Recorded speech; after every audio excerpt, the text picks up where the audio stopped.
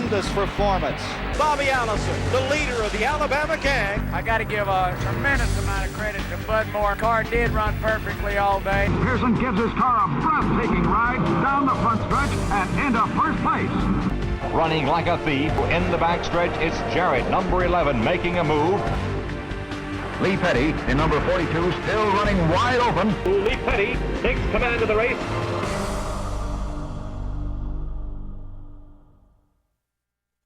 Welcome to the NASCAR Hall of Fame biography of Bobby Allison. In this hour, we'll honor a racer who epitomized tough driving and a man strong enough for tough times. Bobby himself said, "I've been at the bottom of the valley, but I've also seen the top of the mountain." We now present a scrapbook of that heroic journey.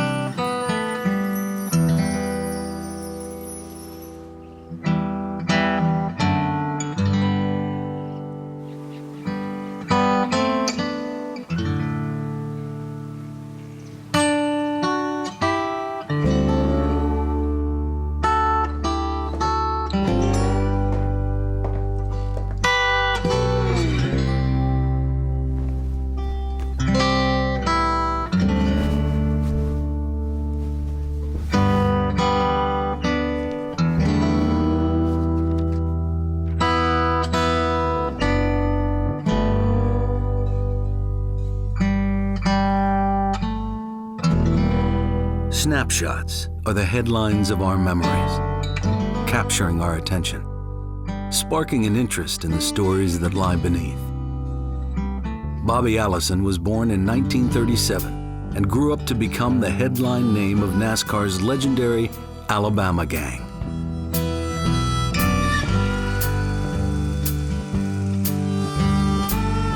But Bobby's story reaches beyond the headlines, beginning with the fact that Allison was not born and raised in Alabama. His story begins in Miami. You know, for us, Miami was really neat. We always had the cool ocean breeze, so it was very pleasant year-round there for us from that standpoint. We just had a lot of fun, and we never thought about what we were doing as we was growing up, but we really learned, you know, what it meant to live. Bobby was kind of to himself more. He didn't work with my father as much as Eddie and I did. He more or less did his own thing, and when he became interested in racing, that's all there was to it. My grandfather came to live with us, and he would take one of us kids to an event. It's like that one night he said, "Come on, Bobby, we're going to the car races." And I thought this was the neatest thing I had ever seen. And then as I got a little bit older, they started an amateur division. But my dad said, "You can't live here and race." And so I got this really brainy idea that all I had to do was change my name, racing. He didn't want his name in the paper if he wanted to race. I mean, he was going to race regardless of who said he could or couldn't. My mother or father didn't like it or what. Bobby was going to race anyway, and that's the way he's been all his life. The patriarch of one of racing's most famous families was not raised in a racing family. So Allison changed his name to Bob Sunderman, scrawled his car number in shoe polish, and went to the track. Opening night for this new division, there were probably about 30 cars there, and I finished 7th, which I thought that was pretty darn good. The good news, Bobby's finish was newsworthy. The bad news, Bobby's finish was worthy of the news. When Allison's father opened a paper, Bob Sunderman's career was over. The next morning, my dad's sitting there in his chair and he says, "Come here, boy." Walked over and he said, "If you're gonna race, you use your own name and you do it with honor." And I thought, wow. And here I thought I was really gonna be in bad trouble. Whether he gave Bobby permission or Bobby took it that way, from that time on, Bobby did start using his own name. The next week, there were about 40 cars there, and I finished 7th again. In the third week, there must have been 50 cars there, you know, just crammed everywhere around that poor little racetrack. And I won the race. I mean, it was like winning the Daytona 500. Well, I mean, I was on top of the world. I think it paid $8. That first win may have paid little, but it made all things possible. As Bobby's career grew, so did his fame, and he looked for new places to race. We heard there's good racetracks in Alabama, and they got paved racetracks, and we don't want to run dirt, we want to run pavement. I said, well, I got all this money, let's go. In the summer of 1958, Bobby and his brother Donnie set off for Alabama.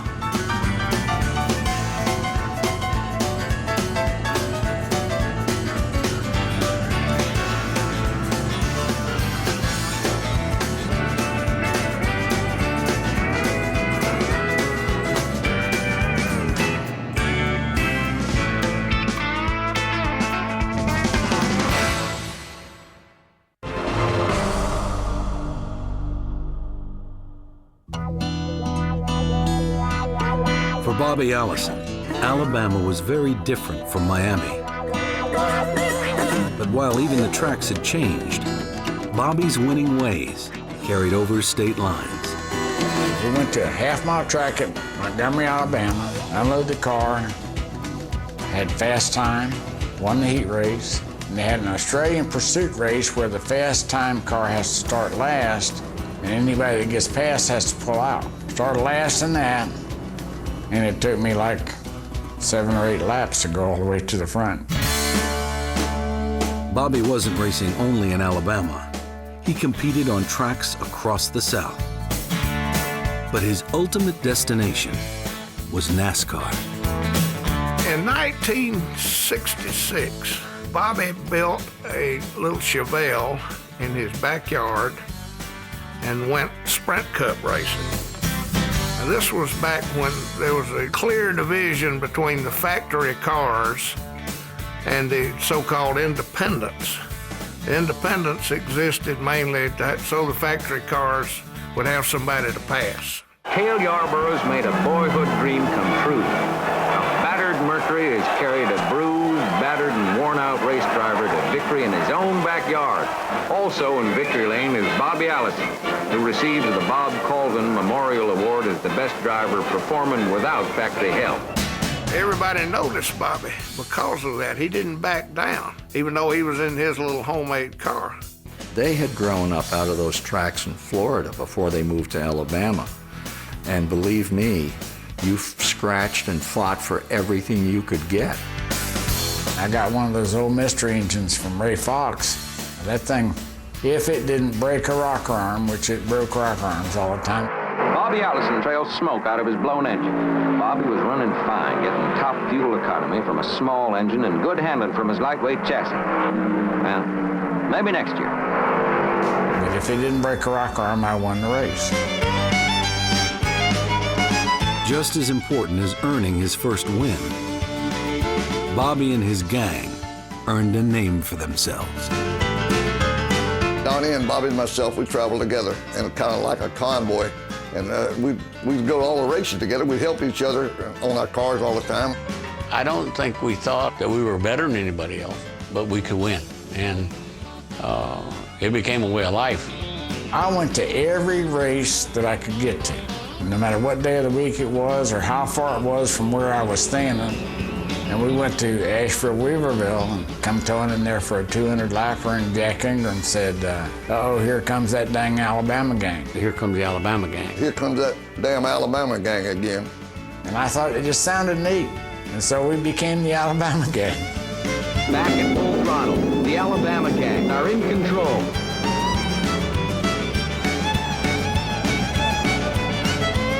Throughout his adult life, Bobby had raced with a single-minded focus. But all that would change when matters of the mind gave way to matters of the heart. He was doing real good when I met him, you know, in the short track racing.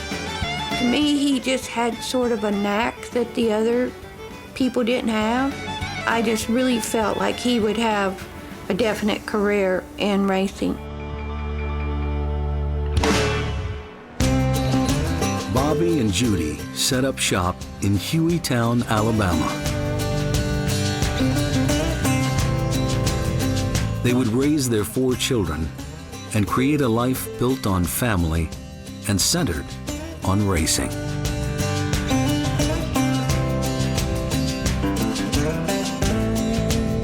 I felt like I could spend as much time as I really needed to with the family. At the same time, I could spend whatever time I needed to on my racing career and really try to apply myself for that. That was our life. You know, we grew up knowing that he was going to be going off and coming back in a few days, or, you know, sometimes it was weeks. As we got older, we were allowed to travel with them. Getting to stay in a motel and swim in a swimming pool and all that was like a vacation for them too. But it was kind of hard at times, you know. Some days were very lean and some days were better, and it was an up and down roller coaster type of life, you know, but you just learned to live that life. Racing is really consuming, especially in the old days. You know, I had to work on the car to get it ready. But then the weekends when maybe some other families were going to a movie or going to a picnic, we'd be busy with racing. Through 4 decades, the family raced, and wife Judy remained by husband Bobby's side. Bobby Allison leads the race. Look at wife Judy Allison keeping the scoring chart for Bobby. She seemed to enjoy that with me, and I thought that was special. Judy, his wife, I know you're real proud here too. I sure am. Very excited. You had to be on pins and needles many times today. I sure was. This gal right here has been my best buddy for about 25, 26 years. So we do believe that you can enjoy what you're doing and be successful too.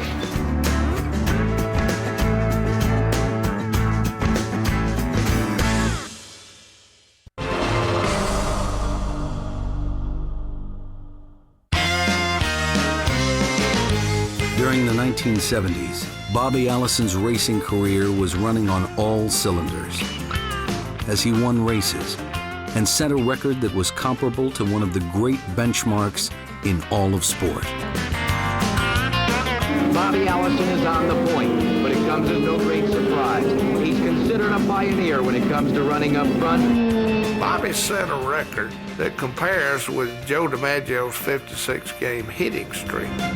Some drivers pace themselves in the early laps, but Allison is running flat out. Car number 12, Bobby Allison leading. Bobby Allison is back in the lead. Here comes Bobby Allison going by Buddy Baker, and he has the lead. Bobby Allison goes into first place. He led 39 consecutive Sprint Cup races. Now, if you stop and think about all that can happen in a race to keep somebody from leading, you blow a tire, your crew mess up, somebody wrecks you, you wreck yourself, anything can happen. Nobody has ever led 39 straight since then, and I don't think anybody ever will.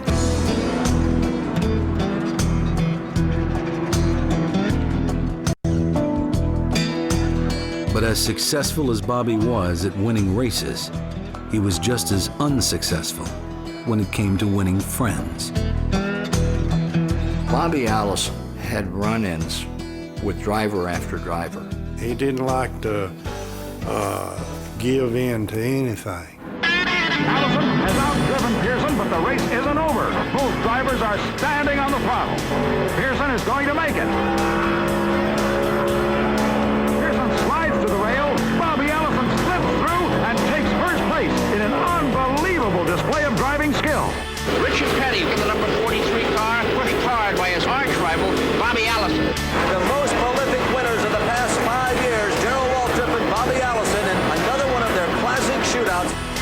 You know, everybody that ever raced Bobby Allison that could beat him had a rivalry with him. The toughest competitor was Donnie Allison, but I had raced against him on the short tracks and I already knew how tough he was. Look at this battle for the lead between the two brothers. This could be a hot night in Hueytown, Alabama, if they'd ever finish 1-2. Bobby, the older brother, out in front. There's a third brother in the pits. That's Eddie Allison, who's mechanicking today for Bobby, and he'll be happy no matter who wins. All we wanted to do was win the races, and it gave great satisfaction for what they call some rednecks from Alabama coming. Of course, we weren't rednecks from Alabama, we came from Miami, but to beat them guys. Bobby and I were around each other all the time, and then we go to the race and we race each other. Donnie Allison, the red car, number 27. Bobby Allison, the gold car, number 22. Just as close as brothers could possibly be. On the track, Bobby and Donnie could fight like brothers. Off the track, theirs was a family bond, impossible to break. In the 1979 Daytona 500, that combination would shape the story of NASCAR. Field coming by, struggle for the lead. The Allison brothers are going to go at it. Oh, Allison's spinning. He gets hit by his brother. He's all the way around. Somebody bumped somebody, and I got stuck in the mud.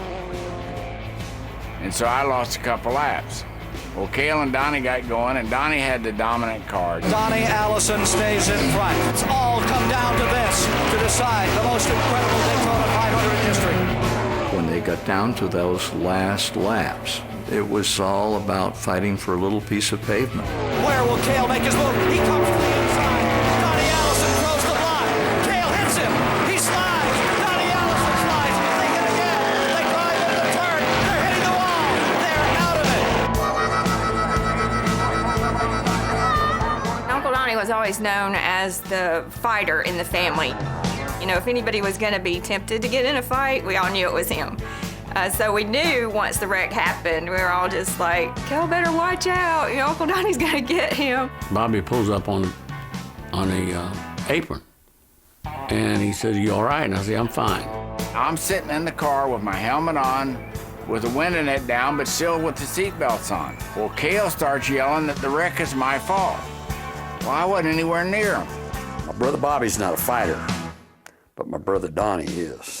And Cale knew that, so he went and tried to take it out on Bobby. All of a sudden, Cale's hitting Bobby through the window.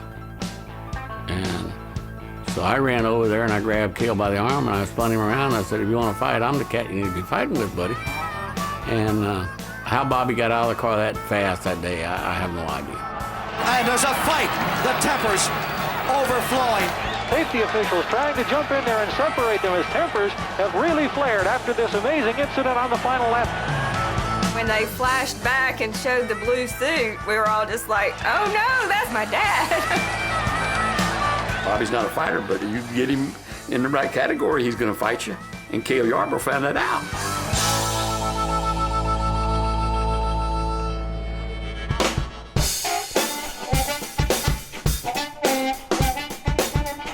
Bobby was there to give his brother a ride home, allegedly.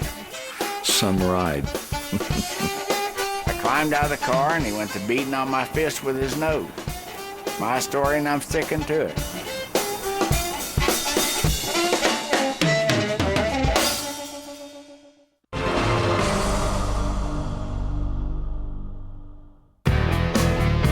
Bobby Allison was the best stock car driver who ever lived. I won 85 times in 9 different brands of cars for 14 different race teams.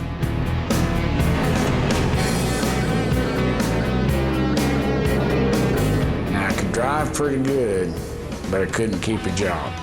You know, Bobby's got a kind of strong, headstrong thing going on, you know, with his racing. Bobby always gave 100% on the racetrack and off the racetrack. You weren't likely to get along too well with Bobby if you didn't give 100%. In 1972, he drove for Junior Johnson. When Junior hired me, he said, "You communicate with the crew chief, which is going to be Herb Nab, and Herb Nab will give me your message." And it frustrated me. Junior would walk up and say Herb tell Bobby that we're gonna change the gear. And I'm standing right there, and I said, Junior, you can tell me. And Junior would turn around and walk away like I had not said anything. And it frustrated me. That's the way I run my race team. It was just a different animal from what he is used to. That same season, he drove in 31 races. He won 10, and he finished second 12 times. He was either first or second 22 times in 31 races. But then he and Junior didn't get along. If he'd have stayed with me, it's untelling how many championships and how many races we would have won. But Bobby Allison's fans didn't seem to care who he was racing for. And look at this crowd go berserk. They've seen their driver, Bobby Allison, the leader of the Alabama gang, win the Alabama 500. So long as he was winning races and making headlines. By the early 80s, Bobby was still chasing his first championship, even as a new driver was making front-page news. Darrell Waltrip was young, brash, and outspoken, a role once filled by Bobby. He had become the hero, and he was the golden boy. With Darrell now driving for Junior Johnson, Bobby would lose the cup to Waltrip in the final race of 1981.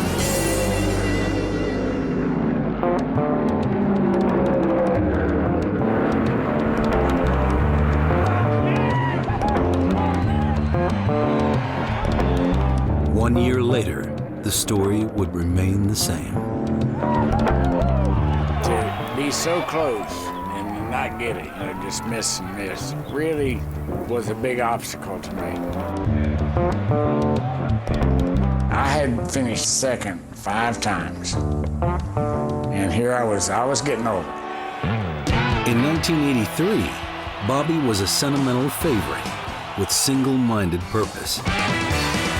For Allison and Waltrip, the roles were reversed. Allison making that final charge, and boy, he's got it handled. Checkered flag. It is Allison by a car length. It appears as if, yes, Bobby Allison wins. This weekend's win increases Allison's lead to 71 points in the race for the Winston Cup. We maintained a better cushion toward the end of the year, when it wasn't really nip and tuck like it had been in '82. Bobby Allison has won his championship. It was a really fantastic deal because we had finished second a lot of times. And at least it let his racing career be full.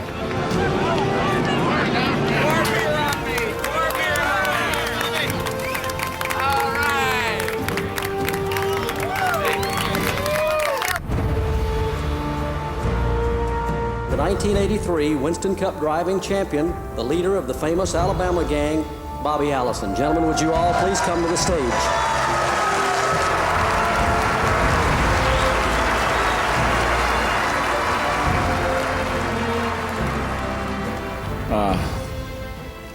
I can't say, and I can't put into words what an honor this really is.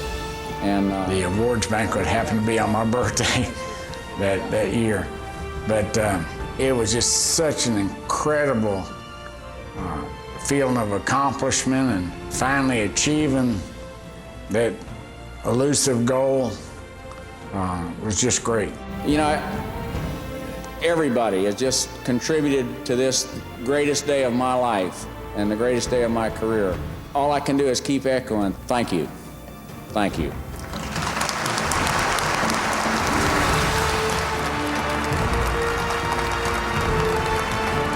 The Cup title is considered the summit of NASCAR. But for Bobby, there were still other mountains yet to climb. And the time had come for his sons to start their climb, to follow in their father's footsteps.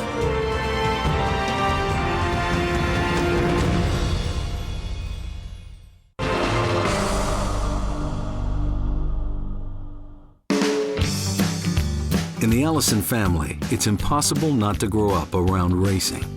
But for each child, that meant something different. Davy went to work racing.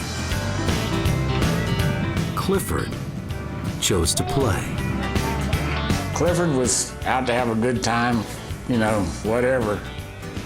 But Davy, from real early, wanted to be with me and working on the car, be with me going to the race. Davy was my buddy. I've always wanted to be a race car driver for as long as I can remember. My dad's been involved in it ever since I was born, and it's just what I've enjoyed all my life. He learned from Bobby slowly, and Davy could do everything. He could build the motors, he could wire them up, he could paint them, he could set the chassis. Davy was a full package just like Bobby was. You know, we insisted that he start in the lower divisions and get some experience. And he accepted. You know, so many fathers would love to have a son that would accept a little bit of what they had to say along the way. Dad was very demanding. He wanted it done his way. There was no other way. But I really appreciate that now because I think I learned a lot of things that have helped me get to where I am. Davy was a student of the sport, working his way up the racing ranks. He drove with the same hard-nosed determination as his father, but a demeanor that was all his own. Davy was impossible to bully, but just as impossible not to like. He raced hard and won often. His success in the developmental ranks led to a jump straight to NASCAR's highest level. The most memorable sports event I ever covered featured Bobby and Davy. It was the 1988 Daytona 500. Let's see if we can talk to Davy Allison for just a moment. Now, are you going to honor your father toward the end of this if it gets down to that? Not if I can help it. Okay. Father and son, first and second, Daytona 500. What a remarkable race it is, Allison. Davy is right on his father's back bumper. He's not letting him pull away this time. You got all kind of emotions going there, you know, it's your husband and it's your son. Somebody walked up to me and said, well, who are you pulling for? And I said, the one that pays the bills. So, you know, I mean, what else can you say? Bobby Allison holds him off. They come to the stripe, and the winner of the 30th annual Great American Race. Bobby Allison, Davy Allison, his son in second. Judy Allison ecstatic. What a tremendous family performance. Look at Bobby waving to Davy. That finish, it was unique and special because it was this family that had dedicated themselves for so long to that contest. And to see the two of them have that moment together, that was a very special moment. You know, when I was a little kid, I always dreamed about racing with my dad and having a 1-2 finish, but I wanted him to be second. Well, ever since he ran so good last year, it's certainly been my dream to be able to race him for the Daytona 500, and we had it right away, and it was a great race for me and him too.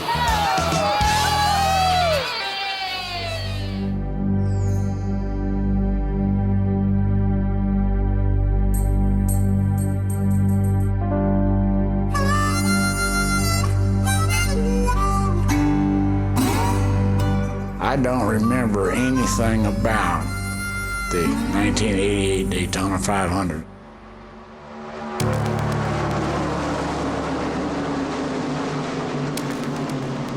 We got a spin back on the backstretch. The caution flag will wave as Ken Schrader and Jeff Bodine will race back to the flag. Bobby Allison involved along with Jocko Majocco, number 63 car.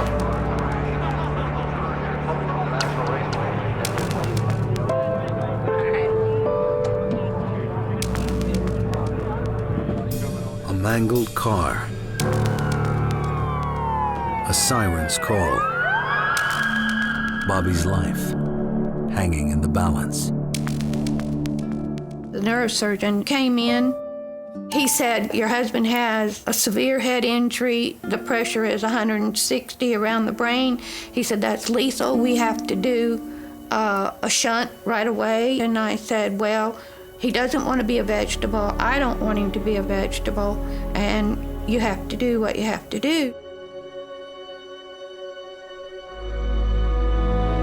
When I woke up in the hospital bed, I had a badly broken left leg, some broken ribs, and a head injury. I didn't know what year it was. I didn't know what state I was in. And I didn't know anybody except my wife and my parents and my kids. After 4.5 grueling months, Bobby was finally well enough to go home, even though all was not yet well. I was conscious during this period of time, but I wasn't connected. I guess probably the most difficult thing I've been through is trying to really convince myself that this really did happen, that this isn't a dream or, you know, something that somebody set up and I ended up involved in. You know, so there I am. I'm just really in a state of confusion. And Judy stayed right there with me. We were in Allentown 6 weeks. Then we flew to Alabama to Lake Shore Rehab. Things that they wanted him to do there in the rehab were like put these colored blocks in the matching colored hole. This wasn't going over with him. This was like an insult to his ego. Oh, you're on the wrong key. Oh, on the wrong key, that's what it is, yeah. It was very hard, very stressful on the whole family because it was one day at a time. One of the girls had taught him about doing crossword puzzles are very helpful to get your memory going and get it back. And he was very into that, and he still is now. That starts his day off. He has to do that. Well, you know, the wreck, it took away a lot, but it took away the memory of a lot of good things, especially that race with him and Davey. I think he wants to remember it so bad, and yet nothing triggers it, whereas some of the other things that he doesn't remember can be triggered. Bobby Allison in that second position. Bobby Allison stays up in front. I've looked at those tapes over and over, hoping that some little flicker of that would come back. But see, I have no possession of any of that memory. He's doing what he predicted he would do. Davey Allison, not relinquishing anything to his father. Stays right with him. Judy Allison looking on. Here's Bobby Allison. What must be going through his mind right now?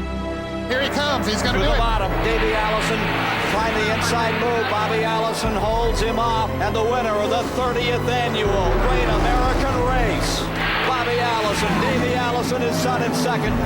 What a tremendous family performance.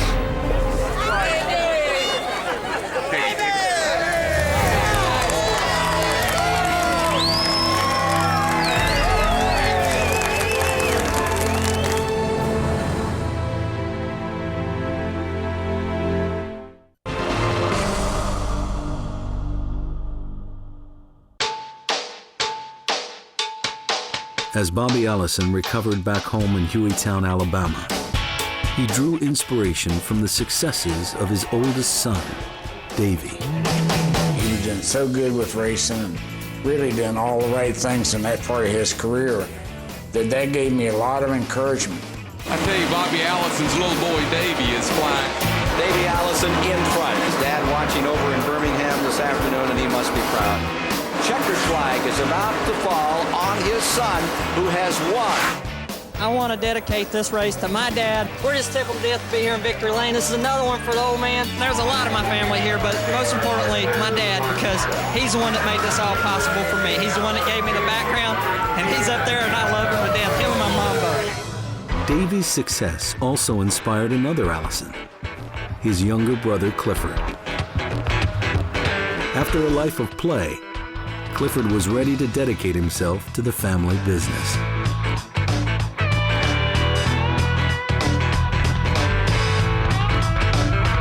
Clifford kind of latched on to some of the other avenues that, you know, he had been shown along the way.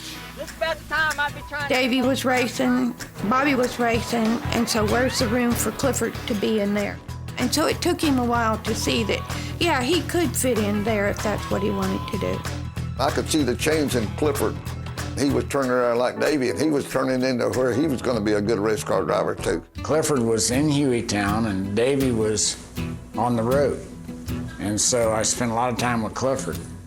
And he had finally started focusing himself too. There was Clifford taking a look to the inside.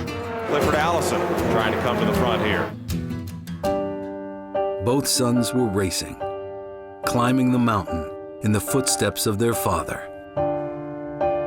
But none could have known the downfall that lay ahead. I was at work, and one of the girls in the office just came and said, "You have a call from your Uncle DJ, but you need to go sit down." I was just like, oh my God, what's happened? Never in my wildest dreams would I have thought it would have been Clifford. He was my baby brother.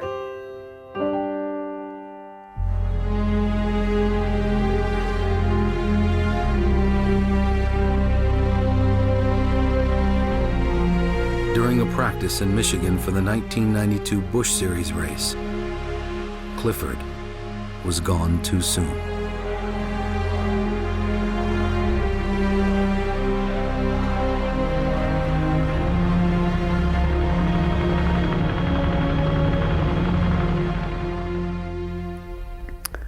Bobby wasn't well, and it really knocked him for a loop. You know, Judy and I both struggled, but at least we had Davey and Davey's success to help us make it through the tough times.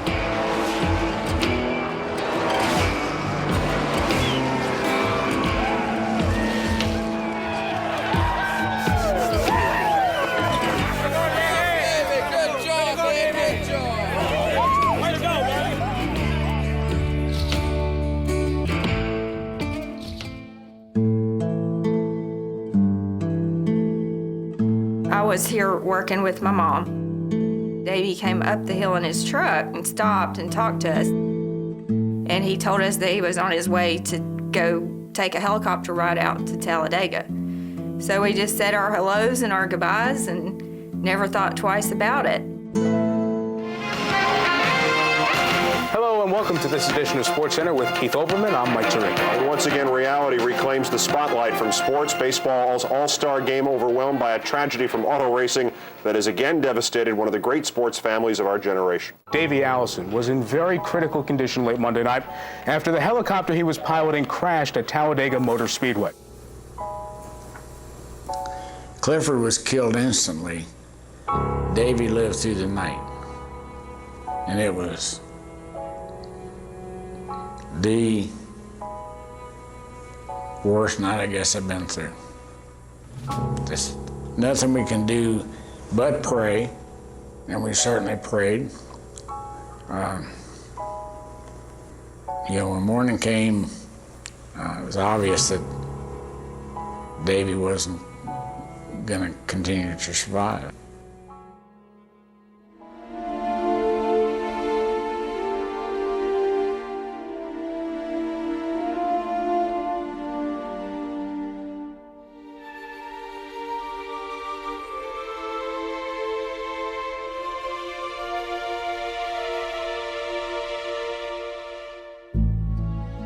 Looking at that picture, I can look at that and I can smile, and I can look at that and cry.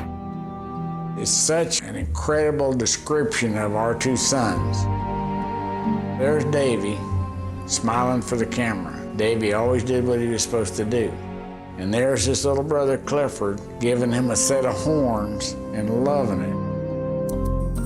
The irony of this whole thing is Davey worked and got killed playing. And Clifford played and got killed working. The picture is my all-time favorite. It's a special picture, and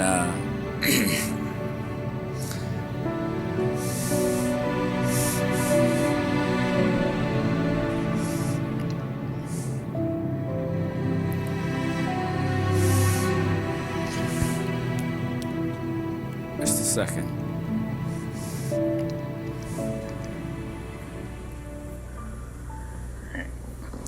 It was so similar, but so different. And it's pretty tough to talk about right now. It was our livelihood. You know, they both were going to carry on the family legacy. And it just threw everybody that was in the family into a whirlwind because all of our lives intertwined. And we all had to figure out a different direction to go. Clifford happened, and then Davy happened, and then, you know, and he lost his dad in there and everything too. He was living his own traumas and sorrows and everything, so he didn't have room for mine. You know, I stayed mad about it, and I stayed mad at myself, but I stayed mad at her, and I stayed mad at the world. You know, just wished I'd go fall off the end of the earth somewhere or something. We just couldn't support each other. Finally, the idea came that maybe we need to be separate.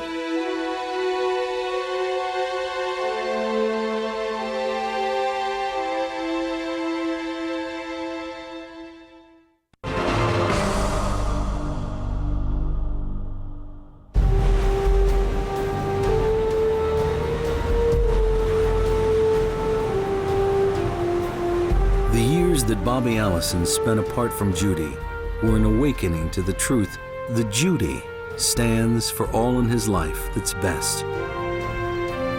Theirs is a story bound by love, like snapshots held in time. Judy and I reconciled and we're back together, and immediately life was way better and more comfortable for me. You have up days and down days, and you have days that, for the most part, is the good things you think about, and it's just, life is what life is, and you have to go on. Judy helped me to be able to live with the bits and pieces that I had trouble sorting out. You know, and to lose 2 kids in 13 months, I can't tell you how in the world a man can make it. When you think about it, it's tough. But I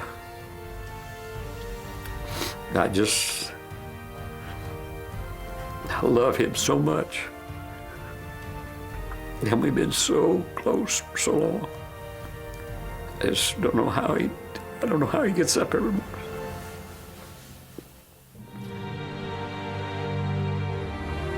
They both were good young men, and you know, they gave us the pleasure that they gave us while we had them, and now the Lord has them.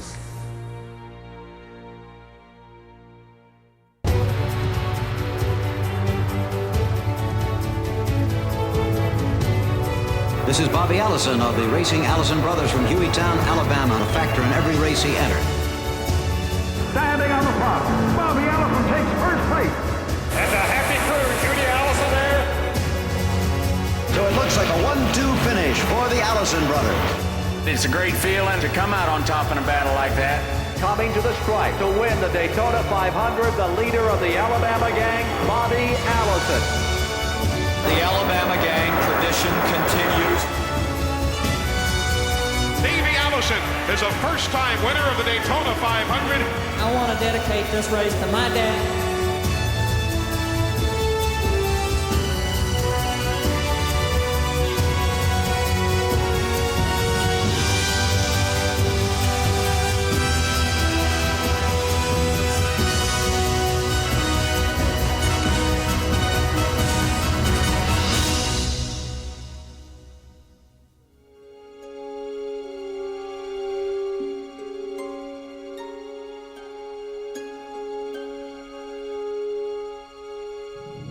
We're able to enjoy each other, but enjoy the career that we've had and the family has had in racing, and look ahead to whatever next event might come along that we get a little special enjoyment out of.